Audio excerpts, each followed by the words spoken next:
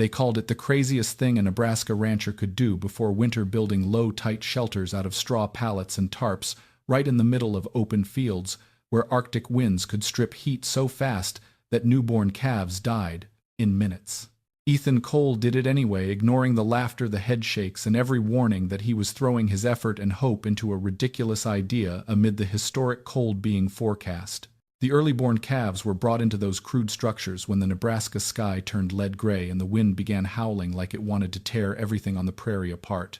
What no one knew at that point was that over the next 72 hours, these very shelters, mocked as a joke, would become the fragile line between life and death, and the people who ridiculed Ethan the loudest would be the ones forced to ask what on earth he had seen that they had missed. Ethan Cole squatted inside a low, narrow shelter 3 days before the Arctic air mass poured down into Nebraska, his thick, worn gloves running along the tightly fitted pallets he had erected in the middle of the Sandhills prairie. The structure wasn't tall, wasn't wide, didn't resemble any barn the land had ever known, just big enough for a group of newborn calves to lie close together and for him to stoop and move among them. Layers of compressed straw were packed tight against the wooden frame, the outside covered with faded industrial tarps, creating a low, sealed, dark space completely opposite to the tall, open, airy barns that had sheltered livestock for generations. His cattle dog lay crouched outside the low entrance, ears up, eyes fixed on the horizon, darkening to lead. It didn't bark, didn't move, just watched the sky with a focus that made Ethan's chest feel heavy. The dog sensed something coming. So did Ethan. All week, he had watched the wind more than the snow. In Nebraska, calves don't die from snow. They die from wind. Wind here isn't blocked by forests or mountains. It races straight across the open prairie, robbing heat from a calf's body so fast that the animal barely gets its legs under it before it starts shivering and collapses. The old wooden barns of his family, though they had sheltered livestock for 3 generations, had too many gaps for wind to whip through, carrying heat away faster than any heater could replace. Ethan had lost too many calves in previous winters to still believe it was just inevitable. The idea didn't come from boldness, it came from exhaustion. Not big barns, not heaters, not technology, just a space small enough, tight enough that the wind couldn't steal the little heat the calves generated by breathing and moving. He had tried to explain it to Laura, his wife, the evening she caught him sketching rough lines on the back of a feed invoice. She stood watching for a long time, then folded the paper, kissed his forehead lightly without saying whether she thought he was wise or crazy. For Ethan, that silence was enough.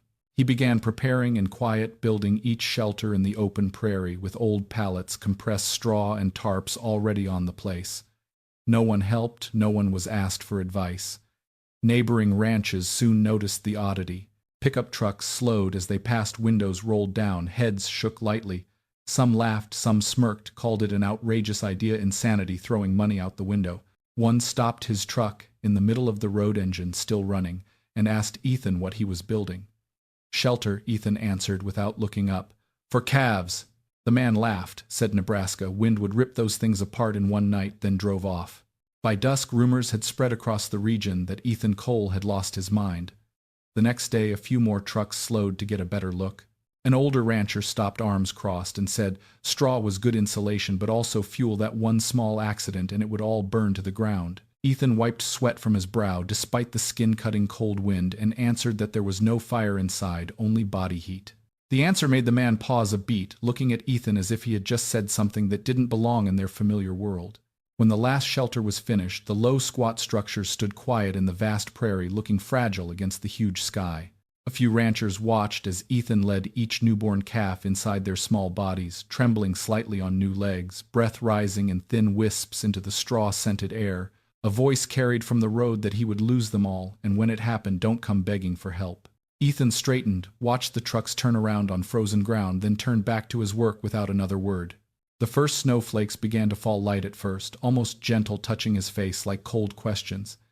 And Ethan knew that in the next 72 hours, these things called ridiculous would decide which calves survived on the Nebraska plains. The wind shifted direction in late afternoon, not loud, not announced, just a slight change Ethan felt as he stepped out of the barn to lock the door. It no longer blew steady from the west as usual, but slashed crosswise from the north, carrying a sharp, dry cold that made his face skin tighten in seconds. Temperature dropped faster than the morning radio had said, as if the cold air mass didn't wait to follow the forecast but charged straight into Nebraska at the speed of something that had lost patience. By sunset, the only feeling left in the air was urgency, as if everything was slipping out of reach and there was no time left to fix mistakes. The big barns at neighboring ranches, always considered safe, began showing their weaknesses on the very first night. The wide space let heat dissipate faster than calf bodies, and heaters could replace it, wind slipping through gaps in the roof and along wooden walls, pulling warmth away like yanking a blanket off a sleeping body. Heater lamps glowed in many barns, but that weak yellow light couldn't beat the knife-like cold gusts. Power flickered when wind hit hard, some places going dark, then coming back, some staying black, leaving newborn calves shivering in the dark. Bad news spread faster than snow. At the ranch to the east, a few calves dropped within an hour of standing up. At the ranch to the south, they lost a dozen in one night, small bodies frozen stiff in the straw before dawn. Not because they were careless, not because they lacked experience or neglected their herds, but because the entire system they trusted had been designed for a different kind of cold, a world where wind wasn't the main enemy. As the cold accelerated, every chance to intervene vanished. Dirt roads were buried by wind and snow trucks couldn't move safely. Staying out too long meant letting the wind rob heat from a human body at a dangerous rate. Ranchers stood in barn doorways, watching calves weaken without being able to do anything but close the door again, clinging to the faint hope that morning wouldn't bring more bodies to count. At his own place, Ethan was isolated in a different way. He couldn't go out to check the small shelters in the open prairie, not because he didn't want to, but because the wind had become something that could kill a man in minutes. He stood by the window watching darkness swallow the fields, and for the first time since he started building those structures, he didn't know if he was right or making the worst mistake of his life. Those shelters might be holding warmth, or they might have become wind-tight but freezing traps where his calves were dying in silence. The night stretched unusually long, not because time moved slower, but because every passing hour carried the feeling of loss somewhere out there. The kitchen radio kept broadcasting emergency bulletins, repeated warnings, rising damage numbers by county and region. No new advice, no solution offered, just the cold confirmation that this was one of the harshest cold snaps Nebraska had ever seen. Laura sat at the table, hands on a cooled coffee cup, not asking Ethan a single question about the shelters outside. But fear was clear in the way she looked out the window, in the long silence between them, in how both avoided saying what haunted them at the same moment. Out there, hundreds of calves were dying slowly in the merciless howling wind, and in the darkness of the Sandhills prairie, no one, not even Ethan, knew what was really happening inside those little shelters the whole community had called ridiculous. Near midnight, when the wind still howled like it had its own will, and the temperature kept dropping to where every movement outside became reckless, Ethan decided he couldn't wait any longer. The thought of standing still in the house, hearing the radio report more loss numbers without knowing how his calves were doing, choked him more than the cold. He put on extra layers, pulled his hat low, opened the door, and immediately felt the wind's power strong enough to strip heat from a human body in minutes. Every step toward the small shelters in the open prairie was a struggle, wind lashing him like repeated blows, snow and ice particles stinging his eyes. When he reached the first shelter, the low entrance was sealed tight by a thin layer of ice, the tarp stiff as metal. Ethan paused for a second, and fear rose not from the wind but from what might be waiting behind that door. He feared the sealed space he trusted might have become a trap, where trapped heat turned into toxic gas, where the calves had died silently, without a sound reaching him from afar. He feared his entire reasoning had been wrong, that he had led his calves to death, just because he was too desperate to do something different. His hands shook as he pulled the tarp, not sure if it was from cold or dread. When the door cracked open, the first moment that stunned him wasn't the sight but the feeling. A rush of warmth poured out, not the less cold of a draft-proof barn, but real unmistakable warmth that hit his face like something completely opposite to the howling wind outside. The air inside was thick and still carrying the smell of dry straw and life. Ethan stooped lower, looked inside, and what he saw made his heart sink in a different way. The calves lay close together, small bodies curled tight in the straw chests, rising and falling steadily with each breath. No panicked bawling, no jerky movements of bodies losing heat, no familiar shivering he had seen too many times in old wooden barns. One calf opened its eyes to look at him slow and calm, then closed them again as if his presence wasn't a sign of danger. Ethan reached out and lightly touched the straw near them, feeling the steady, continuous warmth radiating out.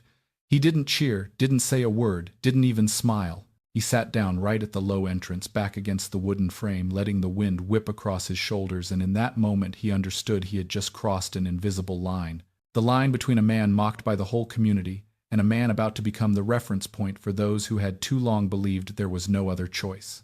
He carefully closed the tarp, reinforced it so wind couldn't slip in, then moved on to check the remaining shelters within the time limit his body could endure. Every door he opened brought the same feeling of warmth and the same peaceful scene, as if inside those small structures time had slowed and Nebraska wind no longer held power. When Ethan returned home, hands and feet numb and face burning from cold, he said nothing to Laura except a very slight nod. No explanation needed. In the darkness, still swallowing the surrounding fields, he knew one thing that had only been a hypothesis before. What they called outrageous, what was mocked and called insane, had actually worked. Ethan didn't go straight back to the house after the first door he opened, because the peace inside the shelter made him understand that one check wasn't enough to believe what had just happened. He moved slowly between the remaining shelters, each step calculated to not stay out in the wind too long, and at each structure he only cracked the door just enough, not opening wide, not breaking the stability he felt from the warm air. Inside, he stooped low, breathed lightly to feel the air, reached to touch the straw against the floor, checking with the most basic but honest senses a rancher has. No strange smell, no dampness, no heavy air that usually appeared in failed sealed spaces. Everything inside was dry, warm, and still. The calves lay curled tight together, small bodies rolled instinctively to conserve heat, breathing slow and deep, no gasping, no panicked movement. When he lightly touched one, its reaction was slow and heavy, not from weakness but because its body was in energy-saving mode, clear sign of an environment warm enough that it didn't have to fight the cold every second. Ethan realized that inside these shelters, the calves weren't just surviving, they were resting. He stood up straight in the brief moment, looking toward the big barns in the distance, dark shapes in the snow wind where heater lights flickered weakly. From there came scattered uneven balls from mother cows, sounds he knew too well whenever calves were in trouble. The contrast hit fast and hard. There, the wide space was doing exactly what it always did in Nebraska, wind dissipating heat, amplifying cold, turning every heating effort into an endless race. In that moment, Ethan understood what he had vaguely sensed for years but never dared name. Size itself was the problem. Not because people cared poorly, but because they built for human convenience instead of calf physiology. The realization didn't bring victory or satisfaction. He didn't feel right. He just felt the years that had passed with too many deaths that could have been avoided. The first thought that came wasn't pride, but a heavy whisper, if only he had tried this sooner. He closed each entrance, reinforced any spot where wind might slip through, working carefully, as if one small mistake could break the fragile balance inside. The low shelters stood firm in the howling wind, not shaking, making no sound except the faint rustle of tarp against wood. Outside Nebraska, wind kept sweeping across the prairie, with undiminished force still taking lives elsewhere. But inside those small structures, time seemed to slow, not because the storm weakened, but because for the first time that long night, Ethan knew there was a place where cold no longer held total power over fate. While Ethan's small shelters held their fragile stillness amid the storm across the sandhills, other ranches began collapsing in heartbreakingly familiar ways. At the Miller Ranch to the north, early-born calves were brought into the big barn, right after birth, mother cows licking the slime from their young in the pale yellow heater light, and only minutes after standing they began shivering, violently, and collapsed, as if an invisible hand squeezed the problem, last warmth out. The Miller family tried adding more straw, closing doors tighter, turning on extra heaters, but wind still slipped through roof and wall gaps, sucking heat so fast every action became meaningless. At the Hawkins Ranch, high-powered heaters ran nonstop engine noise mixing with the wind's metallic howl, but the space was too wide for warmth to build up before it was swept away, leaving calves huddled in cold straw.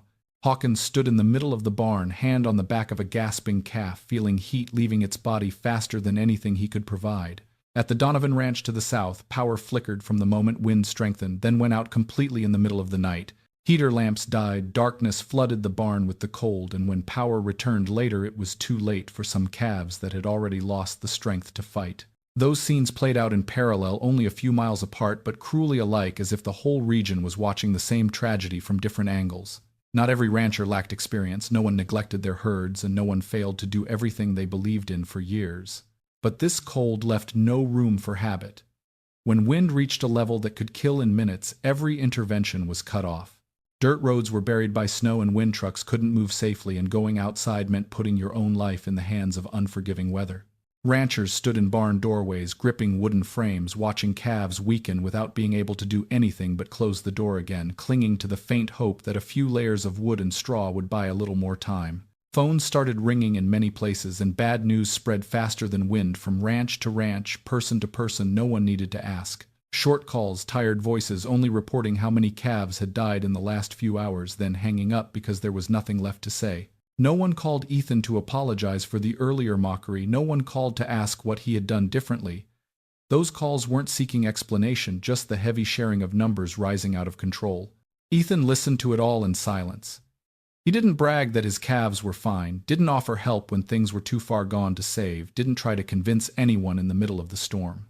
He understood that under these conditions any new decision came too late, and that the difference between life and death had been decided days earlier when there was still time to think and choose. He set the phone down, stood quietly by the window, looking out at the pitch-black prairie where wind kept howling as if never tired, and the heaviest feeling wasn't fear for his own calves, but the bitter realization that this disaster wasn't just the result of harsh weather.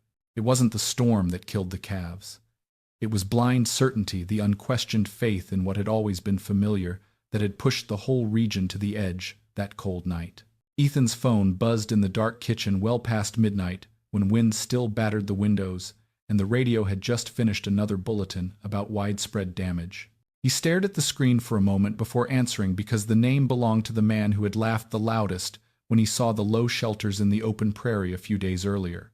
The voice on the other end no longer sharp or sarcastic as usual, only the dry exhaustion of someone who had stayed up too long and just gone through something they didn't want to recount.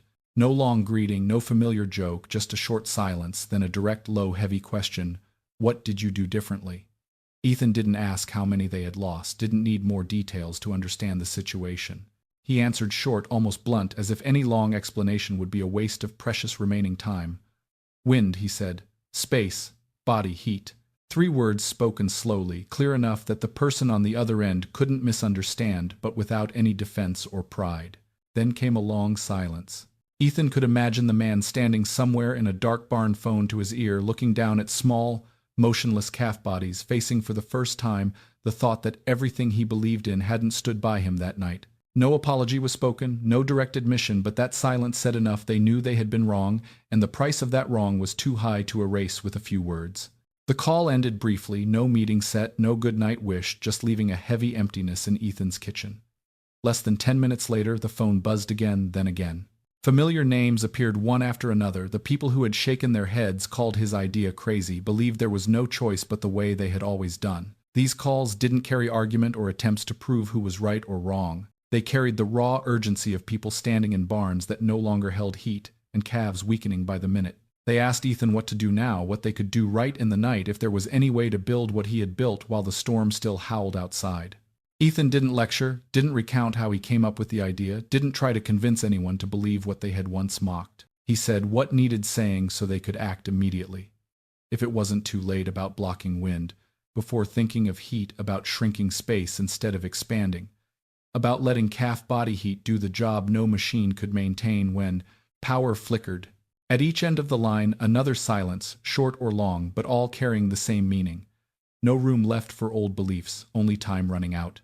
When Ethan set the phone down again outside, the wind still howled as if never challenged, and he realized something no one needed to say out loud. People only become ready to learn when they have lost enough that nothing is left to protect, except the faint hope that this time they will do things differently. The calls in the night quickly turned into chaotic action as each rancher understood that if they hesitated any longer, they would have nothing left to save. In the middle of the still howling storm, they began doing what only days earlier had been considered a joke, dragging straw from sheds, pulling old pallets once used as temporary fencing, ripping tarps from pickup truck beds and building makeshift shelters right in the open wind. No time for careful measuring, no blueprints or precise calculations like Ethan had done in the calm days before the storm. Everything happened in shaking headlight beams and wind so strong people could barely stand. Over the phone, Ethan kept hearing the device buzz, voices broken by wind and panic, asking how thick the straw should be, which way the door should face, how small the inside space needed to be. He guided from afar with short sentences, speaking fast to overcome the wind, emphasizing not to think about comfort for grown people. Think about cutting wind for calves, that the tighter the space, the better it held heat. that doors must not be left open even a little. Sometimes he had to grab a flashlight and go outside, shining it on his own shelter in the cold wind to describe it for others, gesturing in the dark as if they could see through the phone waves. But in that rush and desperation, mistakes were unavoidable. Some shelters were built too wide because people feared calves would be cramped, leaving too much empty space for wind to slip in. Some doors were made too large for easy calf access, and that very gap became a cold knife slicing through every heat-keeping effort.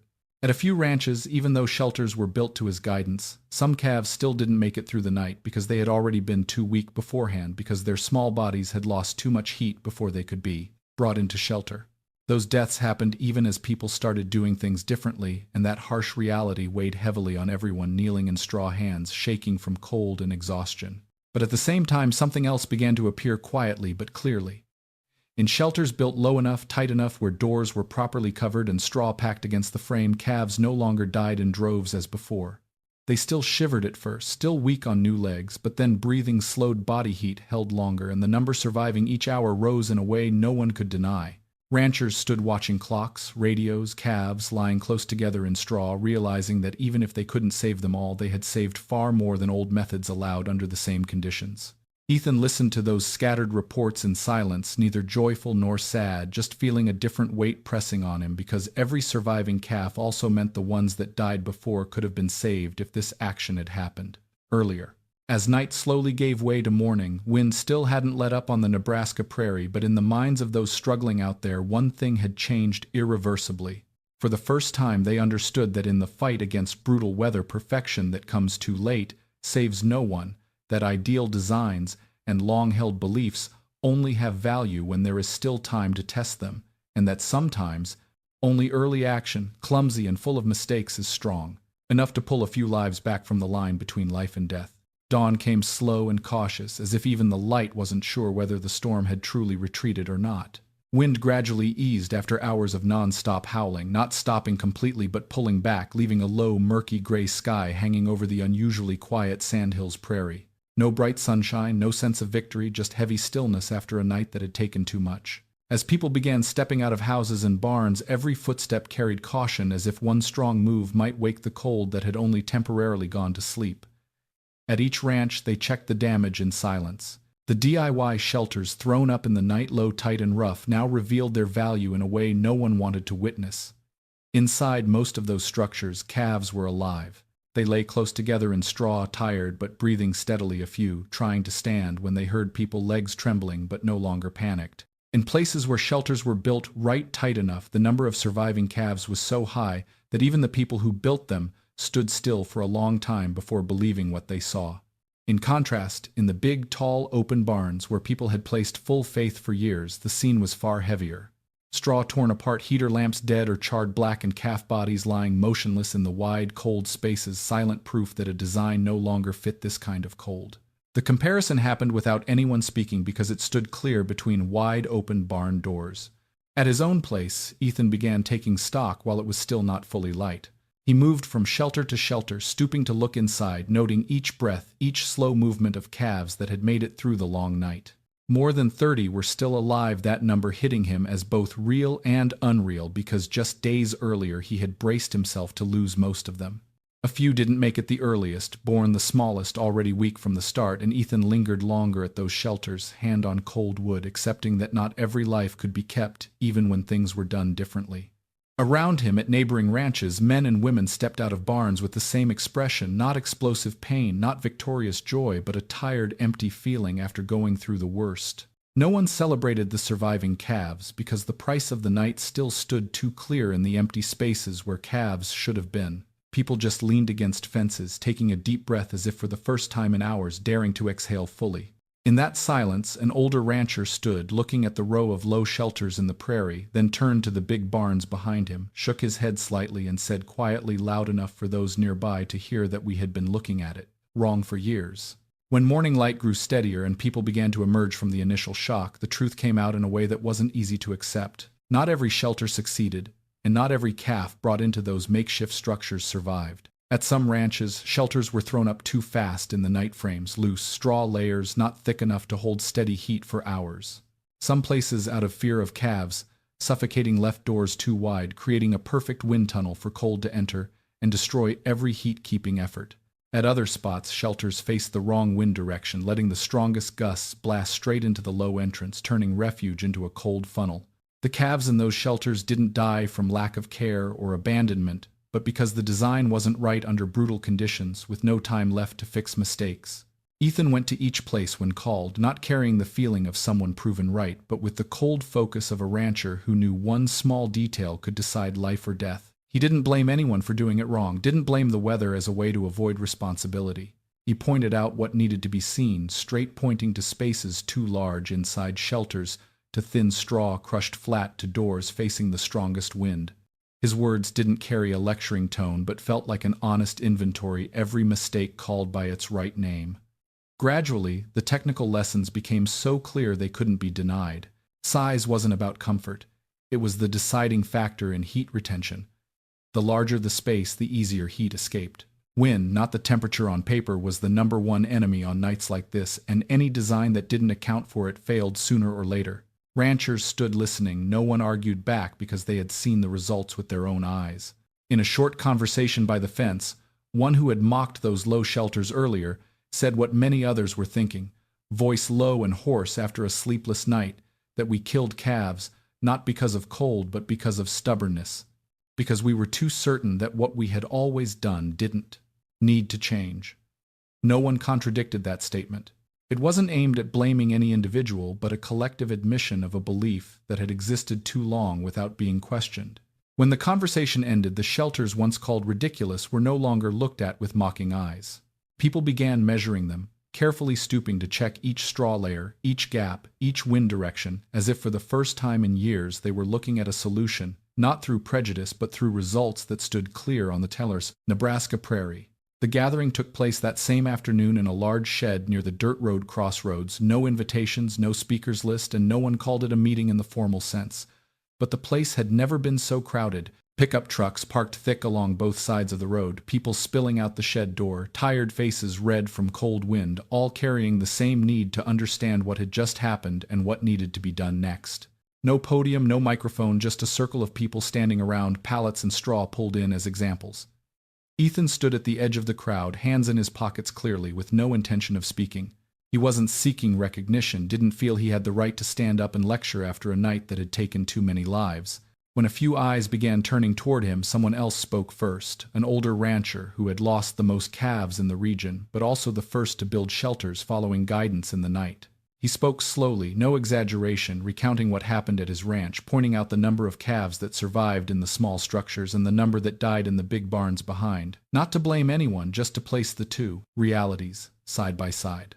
Others followed each story, a disturbingly similar piece where big, tall, open barns, once seen as symbols of safety and good care, had become the heaviest failures when wind reached unforgiving levels. In contrast, the low, tight shelters built from cheap materials and mocked just days earlier had shown the ability to hold steady heat in conditions where every familiar system collapsed. The reversal happened without debate. No one stood up to defend big barns with logic or tradition because the numbers out on the prairie had spoken for them all. In that atmosphere, Ethan stayed silent until someone turned to look at him and said that what mattered wasn't that he was right, but that he had dared to do different when there was still time to try. That sentence was repeated in a few other spots in the shed, like a new way to name his role. No one called Ethan a genius, no one praised his intelligence or vision because those words felt too lavish in this context. They called him the one who dared to try, the one who accepted being laughed at in exchange for another chance, and that naming was enough to legitimize what happened more than any praise could. When the gathering broke up, no vote, no official statement, just small groups lingering to measure, discuss, sketch low structures on frozen ground, preparing for the cold days ahead that were sure to continue. The old standard wasn't overturned by noise or conflict.